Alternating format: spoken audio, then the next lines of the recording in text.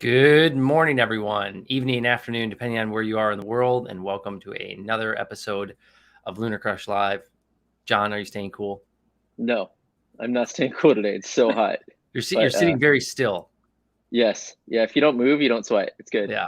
Just hold your arms like slightly up a little bit, and you're not gonna like see me like sweating up to my neck today. I made the mistake of going for a jog this morning too. By the way, that was a bad idea. You got to get those ice baths going, man. That's what we got. The whole team is doing ice baths now. Yeah, that'll just melt right away too. So that doesn't help. So yes, welcome everyone to episode 120 of LunarCrush Live.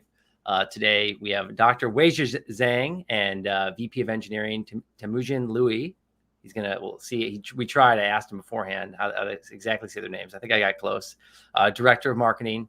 We're going to be discussing Wanchain, community, and answering your questions. So if you do have questions, get out there on Twitter and reply to the thread that this is on, and we will do our best to have those swooped around and answer those for you. Our disclaimer, as always, we do not take payment for our live streams. We bring on fun, exciting people who have dedicated their careers to cryptocurrency, Web3, NFTs, and now stocks. Stocks, that's going to be like a whole nother long list of people that have dedicated their careers to stocks. It could be like almost everyone. Not to mention level 5, new navigation. There's so much more coming. I'm so excited. Yeah, we're going to have to do our own LunarCrush Live for LunarCrush here again soon, which will be fun. So let's hit this intro. Let's bring these guys up and let's make this thing happen.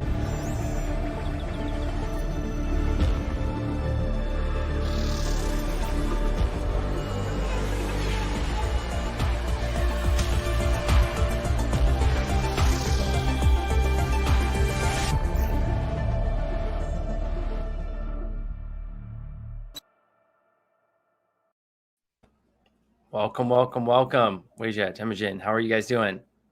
Doing good. Yeah, we're doing great. You did pretty well with the names. I think you did even better the second time. Nice. Just practice makes perfect over here. So we always like to start. Who are you? What's your role over there? Where are you in the world, and what's it like today? So maybe Weijia, you can start with us. Yeah, thank you, Joe and John. I heard the exciting music, and it can be exciting as well. I love that. I'm Weijia Zhang, and I have a PhD. I worked for Dell for multiple years. Work as a principal engineer over there. Then there was a time when Dell went private again, so I kind of left the company by myself, and then start this an educational company, and there was. At the time when Jack actually started the blockchain kind of enterprise. So we went different directions, and then Jack was able to move his blockchain company very successful. And in 2017, I listened to his talk about blockchain and the possibility of interoperability changing the world. So I kind of decided to help him. So I joined Wanchain.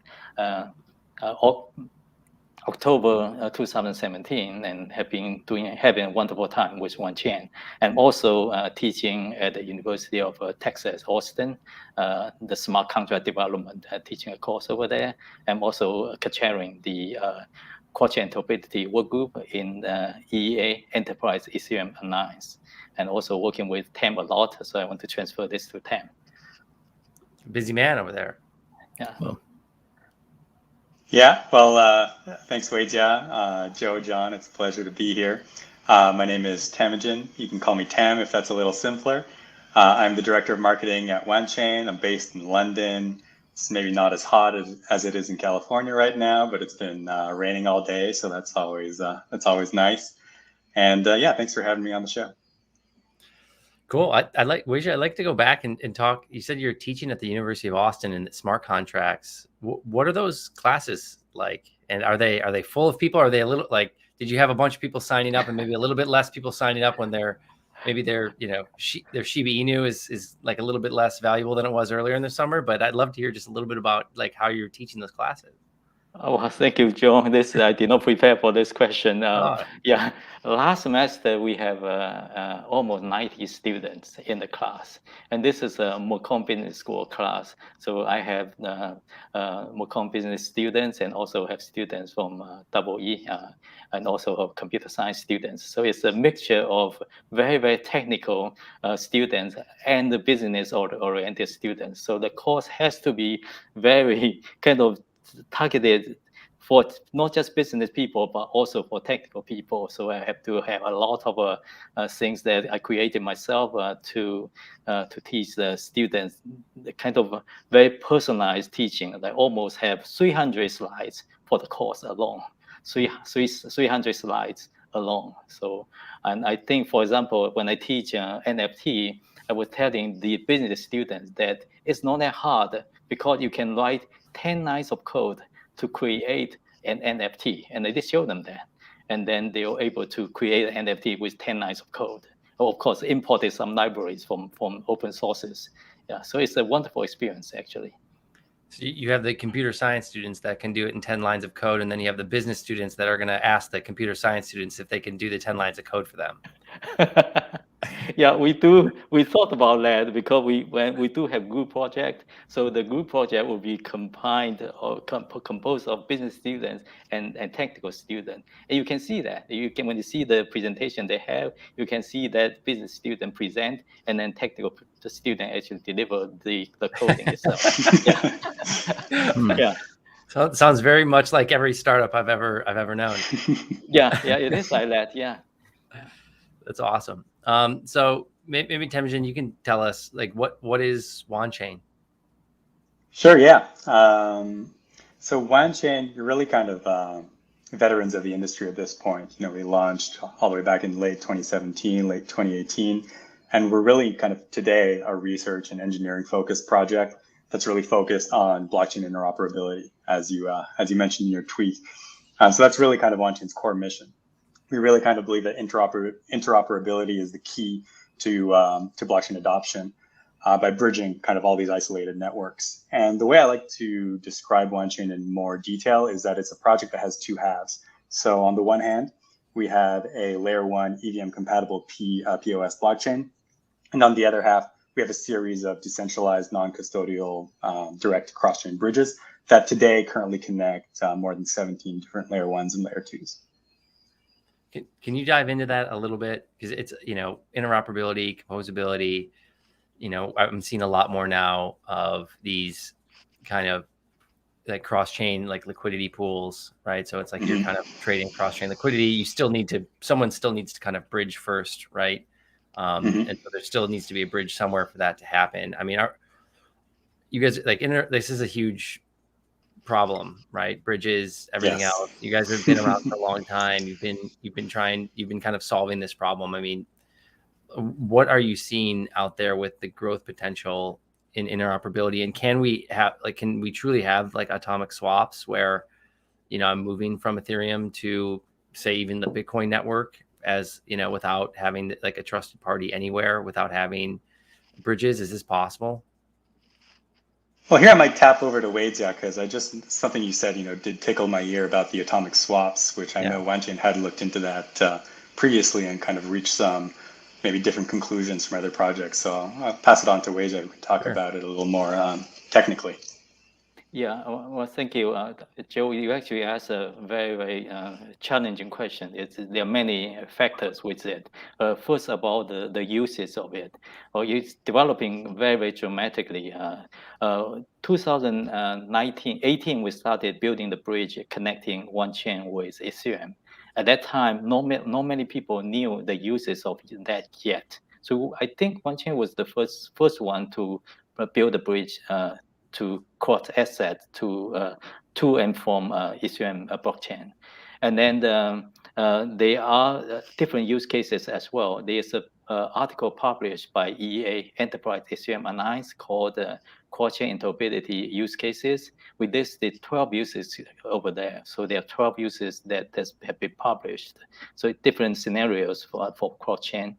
And then for the case you mentioned about a bridge from Ethereum to Bitcoin, it's the other way. We can bridge Bitcoin from Bitcoin blockchain to BTC, from Bitcoin blockchain to Ethereum. But there's not much need to bridge Ether to the BTC blockchain, because I think Bitcoin blockchain is more for value retention, not for applications, because Bitcoin doesn't support smart contract.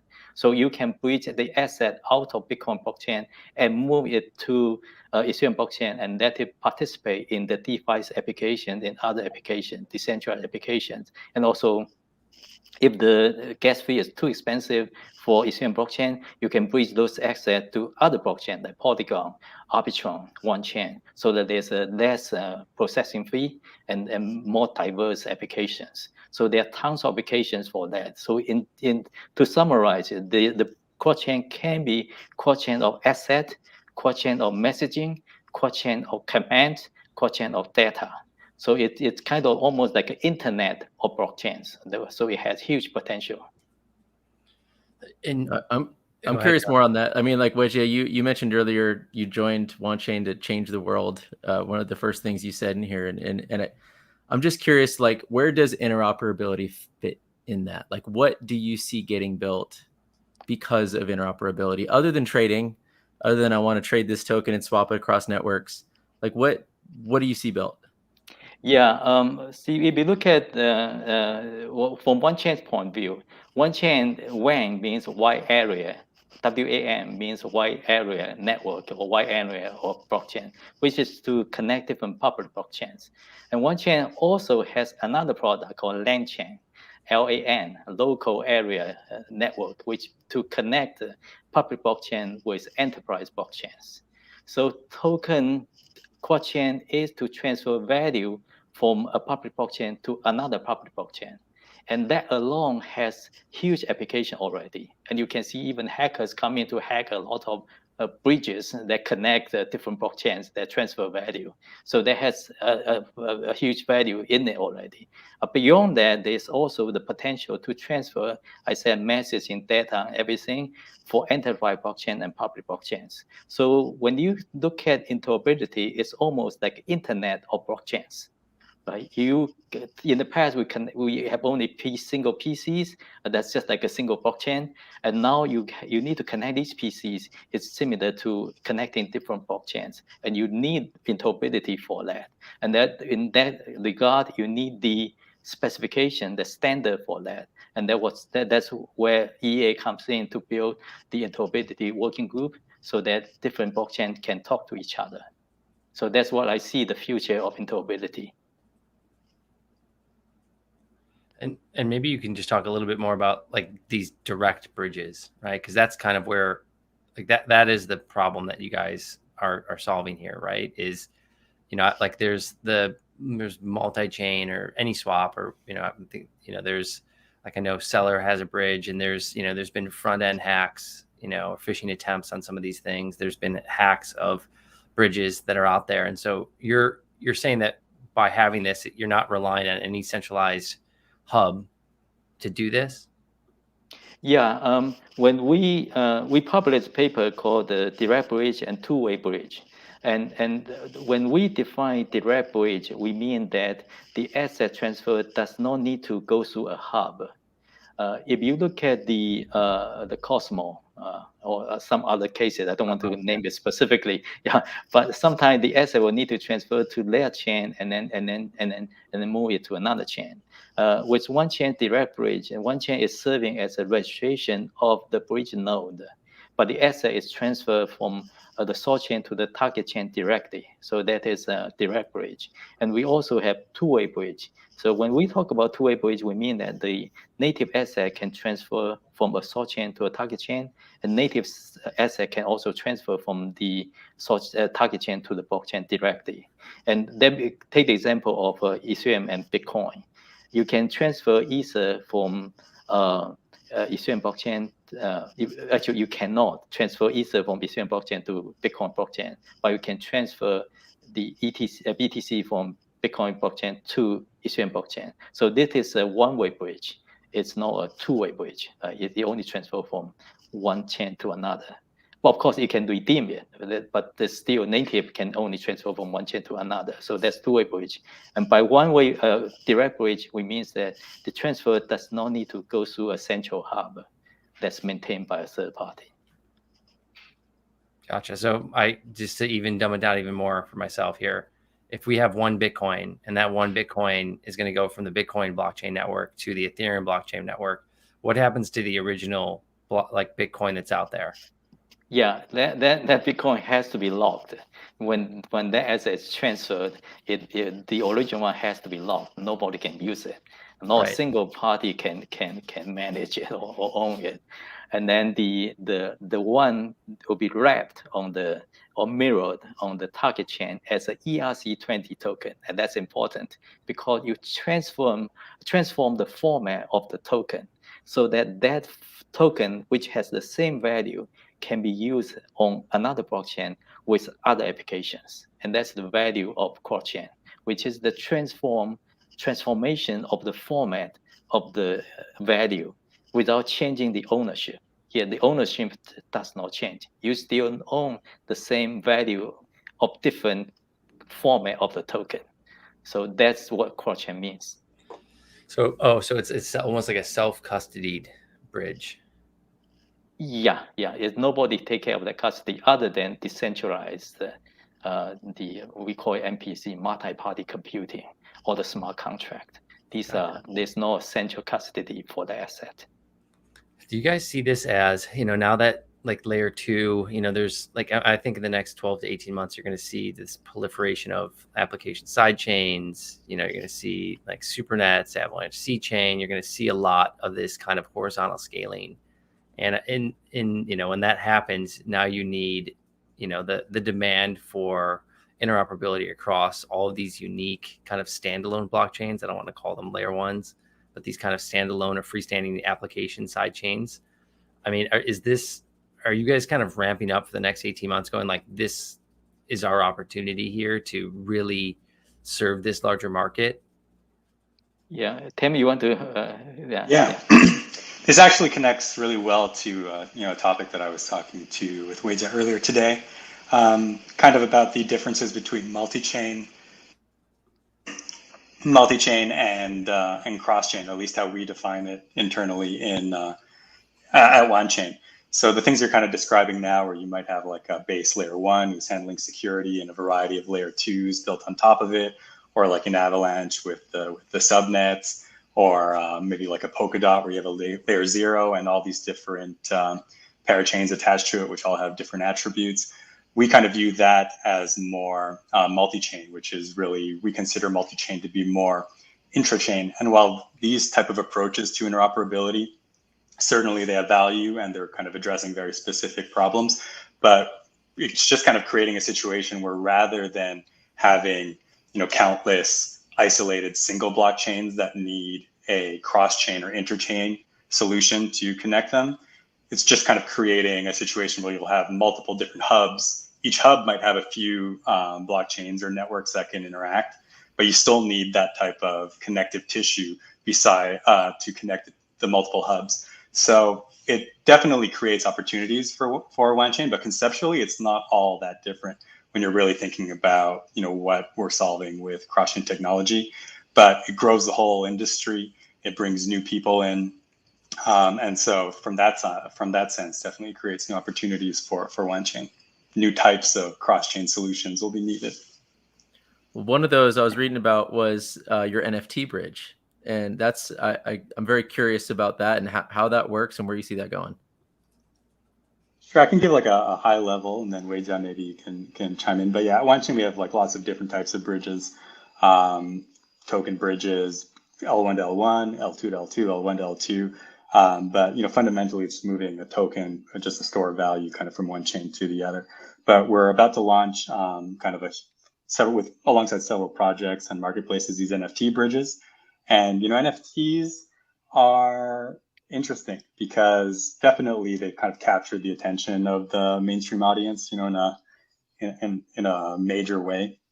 And these NFTs have really kind of just become the conversation or part of the conversation of what blockchain actually is.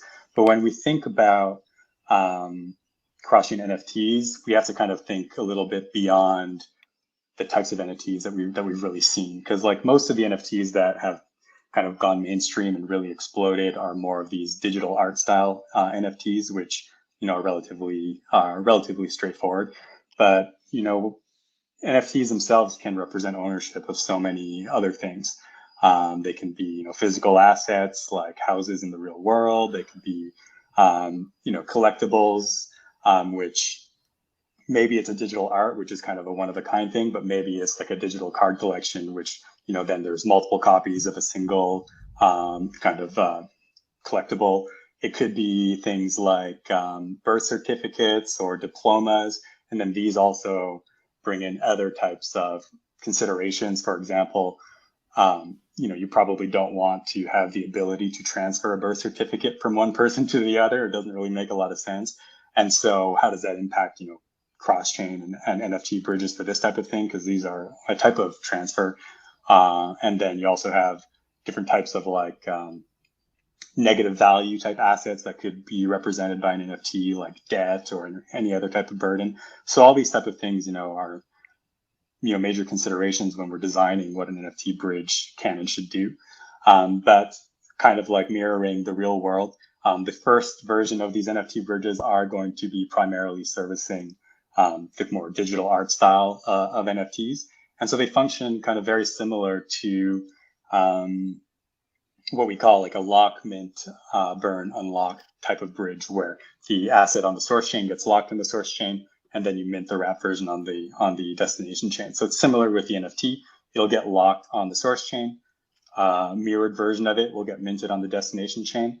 And then you have like one extra wrinkle that's involved, where in some instances, if you have a variety of attributes that are associated with the NFT, then you might need a kind of a bot involved to be monitoring constantly if the source chain, the original NFT gets updated, then those updates need to be represented on the destination chain as well. So it's kind of like an upgraded version of that lock, mint, burn, unlock style bridge.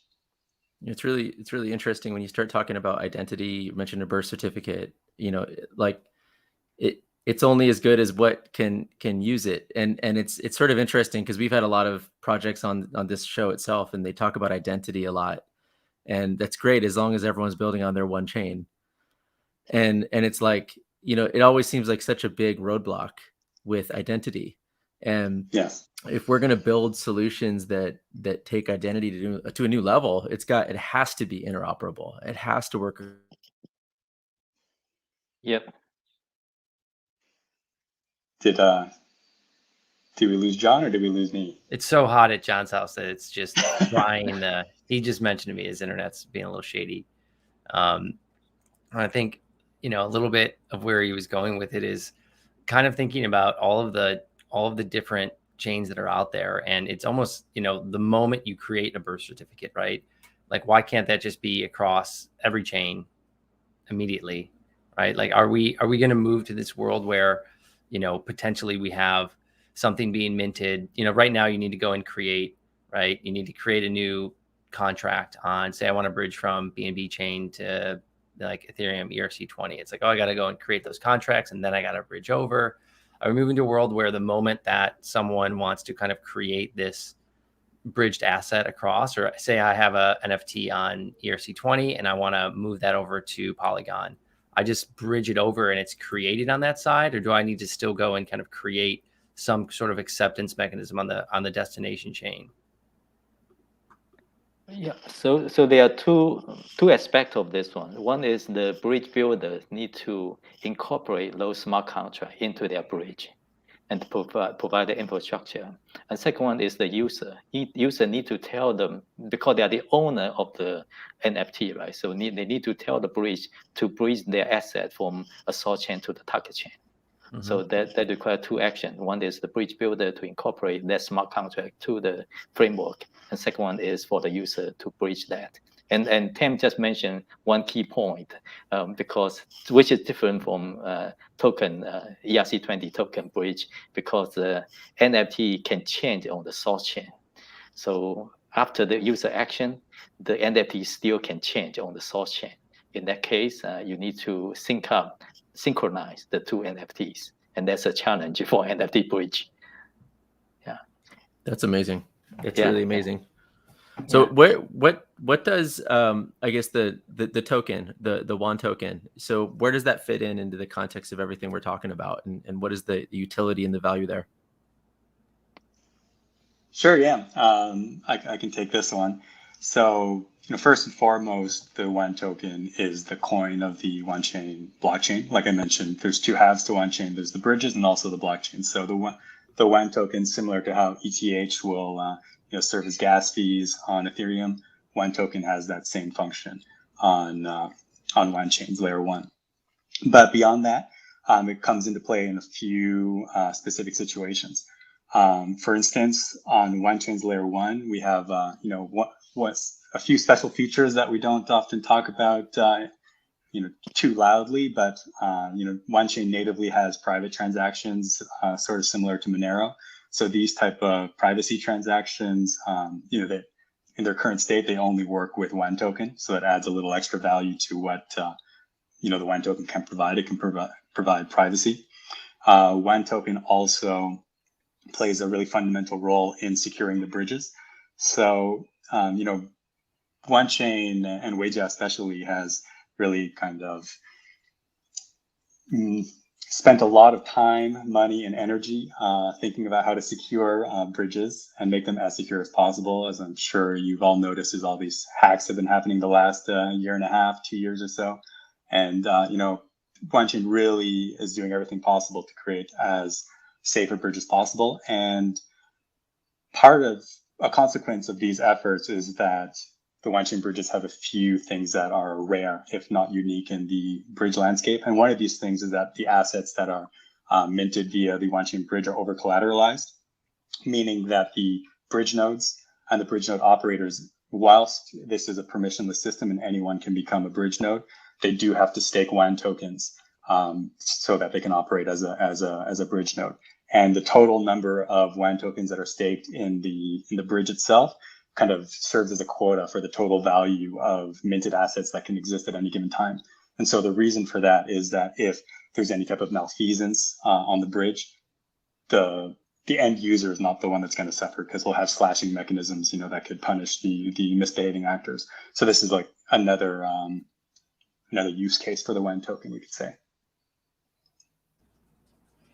So, I mean, it sounds like it's basically, you guys are like a fully, a smart contracting, like full node platform for bridges, interoperable bridges across as many assets as like you guys are serving, is really what it sounds like, versus a lot of the other bridges out there. It's kind of like, hey, we're going to just hold these things in this one smart contract and that's it. And you don't even know like where those assets are technically held. They say they can be on chain somewhere, but it's whether they're just kind of like holding them in specific contracts on those chains, where you guys are saying, hey, we're going to operate all these nodes. People become node operators. They have to stake Wanchain, and as being a part of that, you are now kind of decentralizing that process of bridging. Do I have that pretty correct? Yeah, I think Joe, you're exactly right. It is the security and decentralization are the most important things for bridges. Everybody can build a bridge for that in one day, but it's the decentralization and the security that matters. And I also want to comment on one thing you mentioned earlier about the scale horizontally. You use that word. Some people talk about scalability, but they do not know the difference of scale out horizontally versus scale up, right, vertically. Right. So that's talking about that landscape. We actually have a picture showing how you scale out horizontally and how you scale up vertically. And our interoperability is that you not only need to do the multi-chain, which layer 1 and layer 2, to cross these chains, but you also need to do the horizontal one, side chains interoperability, and even heterogeneous blockchain interoperability. You need to connect those, and that's what internet means, right? So we try to build the internet of interoperability for blockchains. That's the landscape we have in our infrastructure. An internet of interoperability. I love that. Yeah. And so it should be our new slogan. Yeah, seriously, it's a good one. Interoperability. You just it's triggered by you. Just came out. If you search Google right now, you probably had 0 hit. Just It's happened. I'm buying the multiple times on ENS this domain show. name right now. Yeah. I have a question about maybe some of those layer ones that are scaling that way. You know, when you look at BNB chain and you look at, you know, Supernets or Polygon Edge, you know, it doesn't, they're going to operate and help people operate some of these nodes, right? And kind of get them stood up. And so that there's going to be these side chains. But what do you guys think the long-term play is for some of these large layer ones to be going and doing this, right? Because what it seems like is like, hey, you know, you have a token and you've started to hit some scale, gas fees are becoming an issue, you know, or you want to move more transactions on chain. So, hey, we're going to go do an application side chain so we can be our own gas, and we're going to basically spin up what's effectively like a, you know, a test environment on Ethereum, but that's going to be house our entire application side chain, you know. But basically these apps are just choosing a consensus mechanism and then deciding to go from there. But then it's a brand new thing after that, right? They just chose the consensus mechanism. Bam, now I'm this new thing. There's no interoperability directly there. You still have to build bridges. But what do you think the play is for some of these layer ones to be going so hard at this market? Is it just node operation and hoping that like people are going to be paying for that, and then that's like the long-term play? Because I don't know where else the value is. Yeah, I think you are exactly right. Tim and I were having meetings with projects that kind of working on side chains. And we pointed this out, exactly your concern. We pointed this out to those people as well, because it's easy to provide an SDK, kind of a startup script, so that you can start a side chain easily. But now the challenge is, how do you mint asset on those side chain? Who manages it? Who controls it? Right? And who will bring those assets out or into those side chains? And there's a not just a management of technology, but also project people as well.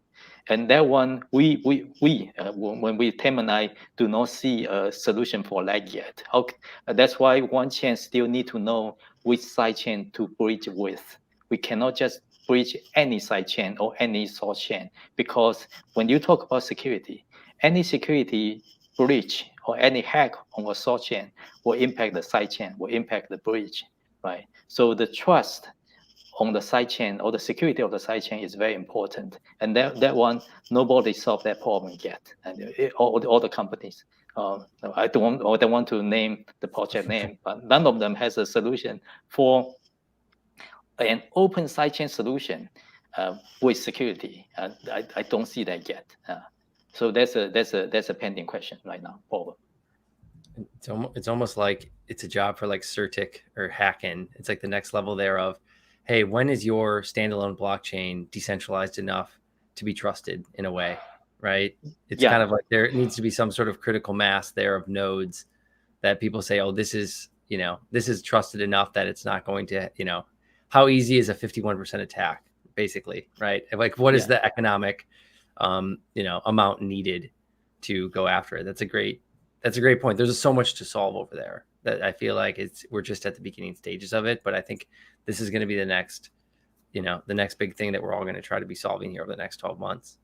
Yeah, but as soon as you have like someone like Certic or something that needs to be standing by and evaluating, it kind of, you know, defeats the purpose of having an open permissionless SDK that you could just spin up yourself. At that point, you know, you might as well control the door yourself if you need a permissionless system to make it secure in any case. This is probably where the vertical scaling folks win the argument here. Question in the chat here, and you know, you don't have to answer. I don't know like exactly the context, but two people asked about X-rollups and when X-rollups in all caps.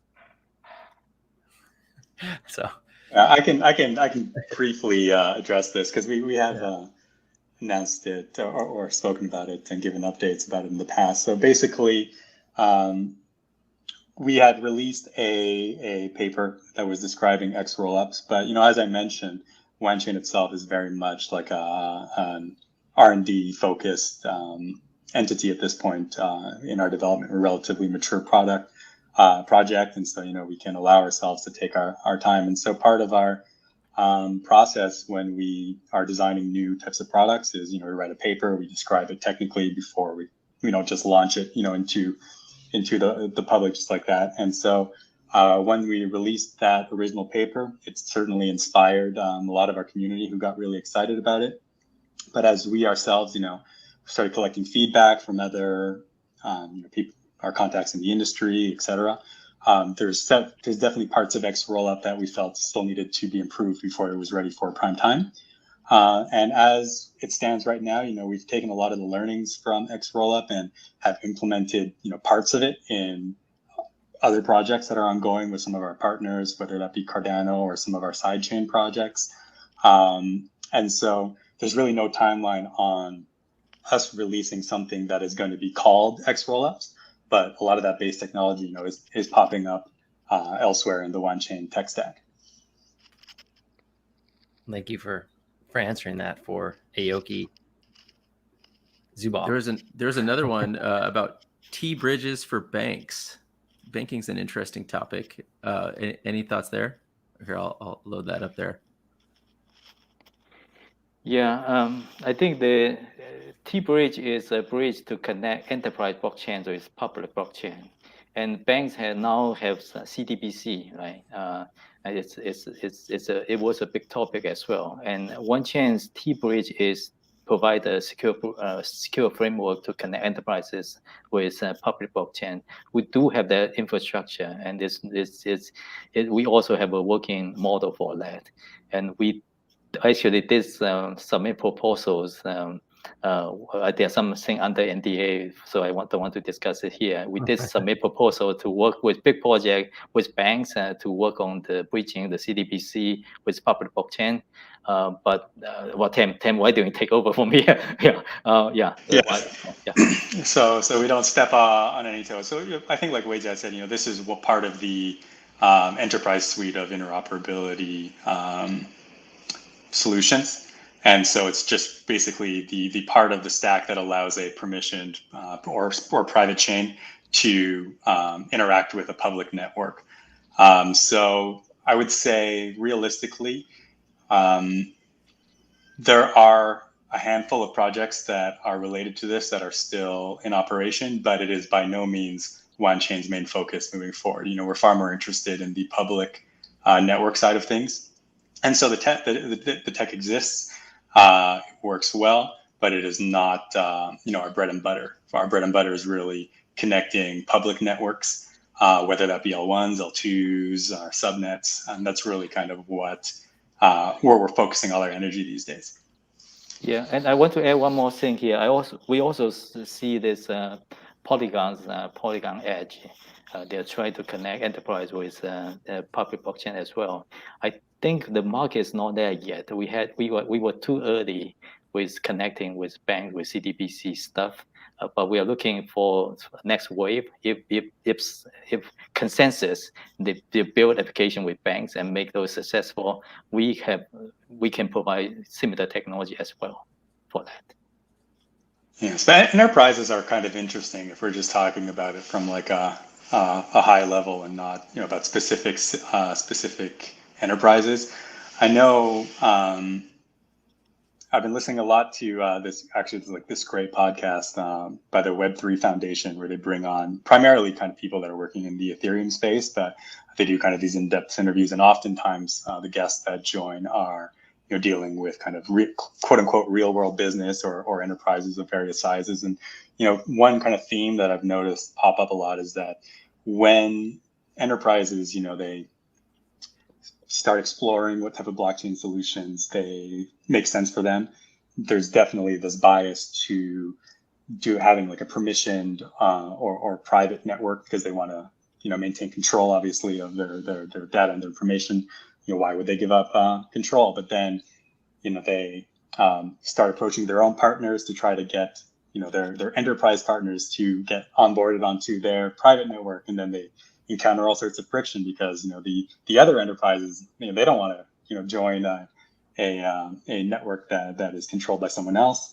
And so you're seeing a lot of kind of regret from past decisions from enterprises who maybe did kind of spin up permissioned and private networks and are thinking maybe it would have made more sense to go public from the start. So similar to what Weijia says, I think a lot of that is still, even though there's huge money on the enterprise side, it's still very early in terms of as they develop their own best practices and things like that. And really that needs to crystallize first before anything like a T-bridge or a standardized enterprise to public interoperability solution can really take off. I think we're having some internet issues today, guys. I think we've lost Joe, and I keep popping in and out. I'd love to switch topics a little here and just talk about the community, marketing, social. Obviously, we track social analytics across cryptocurrencies, NFTs, and now stocks. But how do you look at the community and your community building efforts? And I was looking at your Twitter handle. It looks like roughly half the time you're talking about Wanchain, mentioning Wanchain, and the other half of the posts are about like community partners, all sorts of different announcements and things. I guess you're posting 1 to 8 times a day. I should add that in there on average every single day. And so I guess how do you look at your social efforts and your community building activities? Yeah, it's definitely something that I would say is a mixed bag in terms of our performance. But one thing that I can say is that we're trying lots of different things. So maybe that's kind of, sometimes it's looking like a mismatch of different types of content as we are, actively monitoring, what type of content is resonating best. I would say in terms of the highlights and those that do perform well, by Wanchain standards, is definitely we have, strong community managers. We have some focused specifically on outreach, which are going well, and as well as our Twitter account, generally performs quite well. We also have like a pretty active bounty program that really gets a lot of our community to participate into a variety of different activities. But we have other channels, that definitely need work, and more than anything need to be kind of updated more often. And we have some efforts in place that we are rolling out. And then what we're going to see is, like, for example, more YouTube videos are finally going to be starting to get published on our long since dormant YouTube channel. So we're going to try to revive that. And really, in terms of the kind of short and medium term, is kind of rescuing those channels that already exist that are not being properly shepherded. And kind of get that house in order before kind of launching new channels, whether that be, like a Discord or something like that. Because right now we're primarily operating on Telegram. So, we do kind of rely a lot on the community to help us with these efforts. One thing, that we are quite proud of at Wanchain is that we're not one of those projects who, stick their head in the sand and pretend that everything is perfect. We aren't quick to ban or delete. We're very open to feedback, no matter how harsh. So we're quite happy and proud of the fact that I don't think anyone can really make a real argument that we are, trying to silence the critics or anything like that. But we're taking it all in. We are monitoring, specific metrics, and are just kind of really hammering away at trying to improve all of our channels. So you mentioned you have the community that's running a lot of things. I mean, this is one of the hardest things of managing, like anything in crypto, is that gets 24/7, all these channels, two-way communication all the time. What kind of army do you have running all that? And I guess are you leading this group of people with content? Are there guidelines that they follow? Like, how does this all work for you guys? Sure. Yeah, I would say I'm definitely the one who's leading it at a high level. But then I rely on a handful of specific people, so I'm not micromanaging in that sense. But there's a few things in place. So we have been starting to roll out more local communities, like specific to specific locations, particularly non-English speaking countries. So in these channels, there's content guidelines to kind of align with the kind of main channels to make sure that we're announcing the same things, on a proper schedule. And that kind of goes both ways as well, because depending on the state of the mood in a specific local community, they may want to run a specific local community event. And so we'll, in that case, support them as well. But generally, we do align just kind of on content and calendar, and then just kind of monitor and see what's going well. Sorry, what was the rest of your question? Probably no, just a lot. Just what kind of army is in place to manage it? And you said just there's people in various areas, and you're becoming more localized. It sounds like. Yeah, so we have like different leads for each country, and so basically in each of these countries, there's like one person that we are kind of formally engaged with that will help with that. And then we also have a team of 3 or 4 people who do outreach for us. And so these are also kind of formal outreach ambassadors, I guess you can call them, to try to reach out to different projects who either want to launch their applications on Wanchain's Layer 1 or use our bridges. So we always kind of have to balance those 2 needs. So that's kind of another hub. And then also have a couple people that are helping us out with social. In addition to the regular community managers, of course, the people to answer the questions 24/7, like you say, provide the tech support. There's a lot of kind of in-between communication that needs to happen too, because so much of our tech team is not native English speakers. So, and the bulk of our community are in native English speakers. so we rely also kind of on our community managers to help bridge that gap. Fascinating. Yeah, I always love hearing about this, because it is a lot of work to manage a community that's all around the world in every time zone and every language. And it's I don't know if there's a perfect blueprint for it, to be quite honest.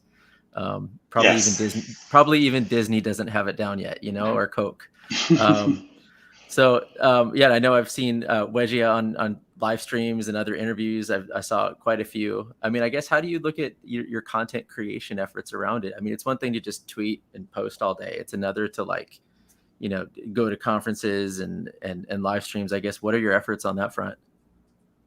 Yeah, so I would say that probably over the past couple years, or maybe a year and a half, Wanchain had really kind of taken a step back from attending conferences. And this is something that, whilst understandable because of everything that was going on with COVID and things like that, kind of hits a project like Wanchain more than it might have hit other projects, because Wanchain is dual headquartered in Austin, Texas, but also in Beijing, China. And so I don't know how closely you monitor things that are happening in China, but it's still even kind of locked down now. So, these type of realities impact a project like Wanchain, but me personally and the leadership team as well definitely know that it's important to kind of, especially for an old project like Wanchain, to attend these type of events. So we're now ramping that up again. We'll be attending Token 2049 in Singapore later this month. Weijia and I will also be attending another conference in early October in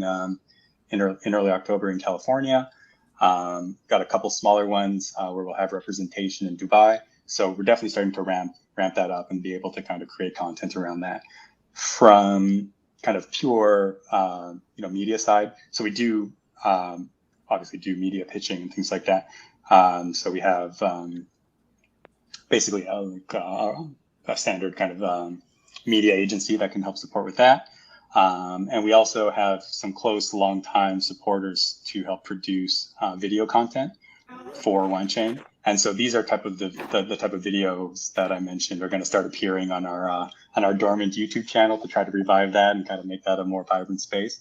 So we're kind of tapping into those longtime followers that already have expertise in video production and who have a profound understanding of everything that's going on in Wanchain, which is admittedly a complicated project. The intricacies of bridges, at a glance, you look at different bridges, they might all look to be accomplishing the same thing, but how they're accomplishing it and the downstream effects of the how are important. So having someone who already kind of knows the project to build that type of video content is going to be helpful.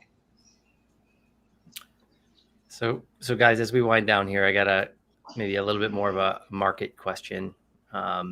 Where and not necessarily like financial and what our price is like, but understanding we're in the kind of the depths of a bear market right now across a lot of different asset classes, right? And at the beginning of this, we're all like, it's all build, like it's like, go back to building, like, which I think a lot of us, no matter what, we're always doing. We're creating, we're building. It's just a different type, a lot less atoms hitting a lot slower than they were, at the beginning of the year.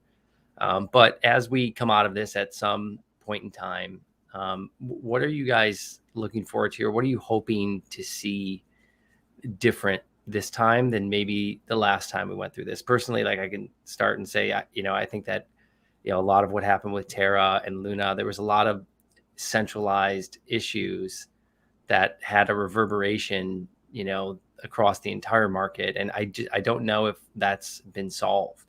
I don't know if, people, if the industry has learned our lesson yet, if it's as, where it needs to be as far as, some of the trust that's going on. But like for me, I'd love to see one massive large liquidity pool across like each asset. Like how does that happen to where, there's like, when I think about Terra and Luna, I think there's probably like 150 different markets that they had to stabilize all at the same time across different exchanges and centralized exchanges, decentralized exchanges, people bridging across back and forth. And that created a hole that someone exploited, or just serendipitously, things happen there. So to me, that's like what I would like to see change in the next, iteration of our industry. But for you guys, I mean, is there anything like, that was just my thing, but like NFTs, are we, going to go to like metaverse? Are we all going to be living there? Like, where do you guys see this next, like 12 to 18 months? And what kind of world do you think we're living in at the end of it? Whoever wants to grab it, go for it. It's so complex. Your brain is still going, still catched up. So let me give you a first try. We have seen this ICO, then there's DeFi, then there's NFT, and what will be the next hype, right? And according to Vitalik and Joe Lubin, next one will be DAO probably. And for Wanchain, we're infrastructure project. We want to build interoperability and bridges, right? What I definitely want to see is the Web3 and then the enterprises blockchains coming up. And then there will be need for secure decentralized bridges to connect to the enterprises. We have been working on enterprise bridges for 4 years, but because of business not ready yet, market is not ready yet, we have to wait. The technology is there. That's one thing. Second thing is the standardization and the specification of interoperability and bridges. The reason you see so many hacks is because they have a I call it short-term hype, right? They just rush in to build the bridges without considering the consequences.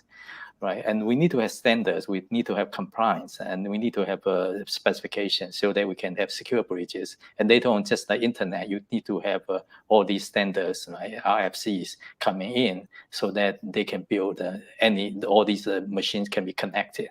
And blockchain do not have these yet, and that's where EA comes in. EA want to work with standardization, and that's what we see as a big area as well. And that's why I'm working on the cross-chain interoperability work group as well to push for kind of better standardization and specification. Yeah, and then to tell me you add more to this complex question. Yeah, I mean, I think definitely there's some things I'm looking forward to, but I'm not necessarily optimistic that it's going to be in the next bull. We might have to go through the cycle a couple more times before I really start seeing what I'm looking forward to. From the tech side, we definitely want to see kind of like one of the holy grails of interoperability, which is cross-chain smart contract function calls. But we're probably still certainly more than 12 to 18 months away from that kind of being a widespread reality. But I think it'll be, I'm less interested in kind of what the next big hype thing is going to be, whether it's DAOs or something else. I'm just kind of looking forward to more and more people joining the space. The last one brought in a lot of new blood. And so this is kind of the first time that they're going through a bear market, the bulk of them will probably fall off and swear off crypto forever. But some number of them are gonna stick it out, and then the next time this happens, there'll be kind of more and more so-called crypto veterans in the space. Those who have lived through it a few times, and I'm kind of looking forward to that corner of the community getting bigger, because I think the larger that community gets, the easier it'll be for kind of quality projects, those who maybe have survived 1 or 2 or 3 of the market downturns, those that actually have proven working products. I think as that part of the crowd continues to grow, they'll find the projects that are quality, and there'll be a larger group of people who are warning the newcomers against the potentially extremely unsafe hot new thing, which will make 3 or 4 people extremely rich, but then blow up and cause 80% of the newcomers to quit blockchain forever. So I'm just looking for that slow shift, and I do think it's happening, but probably more than 1 cycle away. Amazing. Well, thank you. I'm getting a very calculated vibe from both of you, which I think we desperately need in this space. I was watching the Apple keynote yesterday, and they were talking about the crash detection. So your Apple Watch, if you're driving your car, now knows if you've been in a car accident across SUVs, trucks, and cars. And they were in production on that for like half of a decade before they launched it. And I just think, like, when you said like Wanchain's like an older project, where it's like that's probably been around for half a decade. It's like Apple's just been like having something in beta internal on staging for 5 years before they even go live. But we just don't have, it's a different luxury for them, probably with $100 billion or more in the bank. Yes. But what would be nice is if we take a little bit of that and inject it into, our industry, because I think that's how the maturation process will happen. So I appreciate the both of you being here, coming on today, sharing all your knowledge. There's a wide variety of it, so we really appreciate it. Thank you everyone out there for listening. Check these guys out at Wanchain. Super cool. Appreciate you guys. And John, as always, I appreciate it, man. Thanks for struggling through the heat with us. Thank you very much. All right, guys. Thanks, John, Joe.